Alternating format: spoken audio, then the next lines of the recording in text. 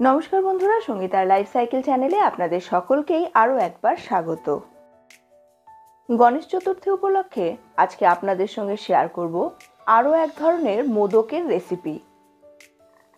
সুজি আমাদের প্রত্যেকের ঘরেই থাকে। আজকে মোদক বানাবো সুজি দিয়ে, আর এই মোদকের টেস্ট হবে দোকানের যে কোনো মোদকের তুলনায় অনেক গুণ ভালো। আপনাদের কাছে যদি ছাঁচ না থাকে তাহলে হাত দিয়েই কিভাবে সুন্দর মোদক বানানো যায় সেটাও আপনাদেরকে দেখাবো।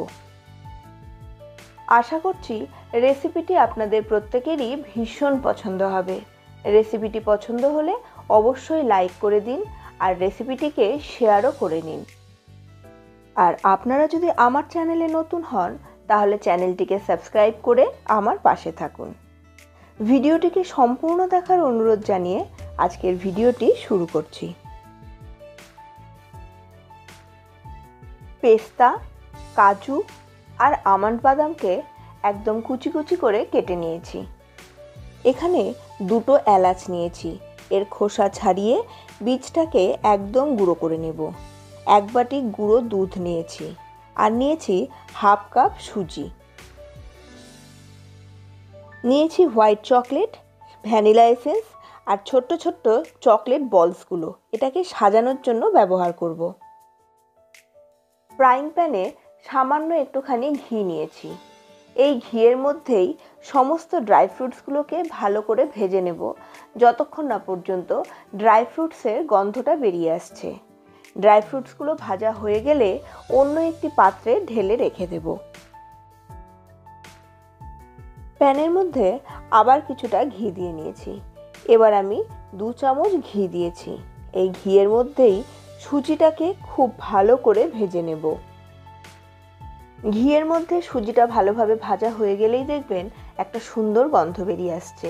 এক্ষেত্রে খেয়াল রাখবেন সুজিটা একদম লাল করে ভাজবেন না। সুজিটা ভাজার সময় এবার এর মধ্যে একদম গুঁড়ো করে রাখা এলাচের দানাটাও দিয়ে দেব। ভালো করে নাড়াচাড়া করে গুঁড়ো দুধটা দিয়ে দেব। আবার সবটা ভালো করে মিশিয়ে নেব। এই সময় অবশ্যই গ্যাসের ফ্লেমটাকে একদম কমে রাখবেন। সামান্য নাড়াচাড়া করেই এবার এর মধ্যে দিয়ে দেব দুধ। আজকে সুজিটায় জল ব্যবহার করব না। দুধ দেওয়ার পরে গ্যাসের ফ্লেমটাকে কিন্তু বাড়িয়েও দেব না খুব একটা বেশি। সামান্য একটুখানি বাড়িয়ে দিতে পারেন কিংবা একদম লোয়েও রাখতে পারেন।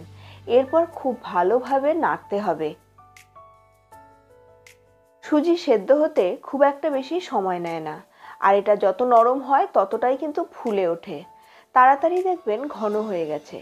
এই সময় এর মধ্যে চকলেটের টুকরোটা দিয়ে দেব আর দিয়ে দেব সামান্য একটুখানি ভ্যানিলা এসেন্স। সবগুলোকে আবার ভালোভাবে মিশিয়ে নিতে হবে। মেশানোটা খুব ভালোভাবে করতে হবে, না হলে চকলেটটা কিন্তু এক জায়গায় থেকে যাবে। চকলেটটা অপশনাল, আপনারা স্কিপ করতে পারেন, তবে দিলে দেখবেন টেস্টটা অপূর্ব হয়। এবার এখানে আমি 1/4 কাপ চিনি দিয়েছি। চিনির পরিমাণটা একটু কমই রেখেছি কারণ গুঁড়ো দুধ ব্যবহার করেছি, যেটা খুবই মিষ্টি হয়। সবটাকে ভালোভাবে মিশিয়ে নিয়ে এবার ভেজে রাখা ড্রাই ফ্রুটসটা এর মধ্যে দিয়ে দেব। গ্যাসের ফ্লেমটা বাড়াবেন না এবং ভালো মতো ড্রাই ফ্রুটসটা সমস্ত সুজির সঙ্গে মিশিয়ে নেবেন। ভালোভাবে নাড়তে নাড়তেই দেখবেন সুজিটা বেশ দলা পেকে যাচ্ছে এবং কড়াই বা ফ্রাই প্যানের গা থেকে ছেড়েও আসছে, আর এর মধ্যে থেকে কিছুটা ঘিও বেরিয়ে আসছে। এই রকম যখন সুজিটা মন্ডে পরিণত হয়ে যাবে তখন গ্যাসের ফ্লেমটা অফ করে এটাকে একটু ঠান্ডা করে নেব। একদম ঠান্ডা করা যাবে না, তাহলে আবার এটা শক্ত হয়ে ঝরঝরা হয়ে যেতে পারে। এবার আপনাদেরকে দেখাই প্রথমে কিভাবে হাত দিয়েই মোদক বানানো যায়।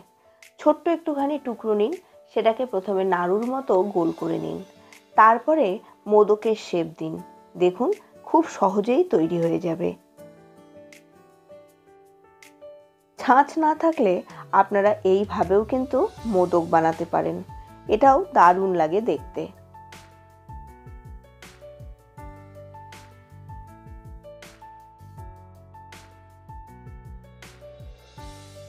এবার দেখুন ছাঁচের সাহায্যে কত সহজেই মোদক বানানো যায়। সামান্য একটু টুকরোকে ভালো করে হাতের সাহায্যে প্রথমে পাকিয়ে নিন, যাতে এর ওপরের গাটা অনেকটা স্মুথ হয়ে যায়। এরপর একে ছাঁচের মধ্যে দিয়ে ভালো করে চাপা দিয়ে দিন। যেটা এক্সট্রা থাকবে সেটা বেরিয়ে আসবে। দেখুন কত সহজেই এইভাবে মোদক বানানো যায়। ছাঁচের সাহায্যে মোদক বানাতে গেলে খুব অল্প সময়ের মধ্যে আপনারা অনেকটা মোদক বানিয়ে নিতে পারবেন, আর বানানোও খুবই সহজ। মোদকগুলো বানানো হয়ে গেছে। এবার কয়েকটা মোদককে আপনাদেরকে একটু সাজিয়েও দেখাই। আমি যে ছোট্ট ছোট্ট চকলেট বলসগুলো নিয়েছিলাম, এবার এই মোদকগুলোকে ওই চকলেট বলসের উপরে একটুখানি কোটিং করে নেব। দেখুন বন্ধুরা, এটা দেখতে কতটা সুন্দর লাগে।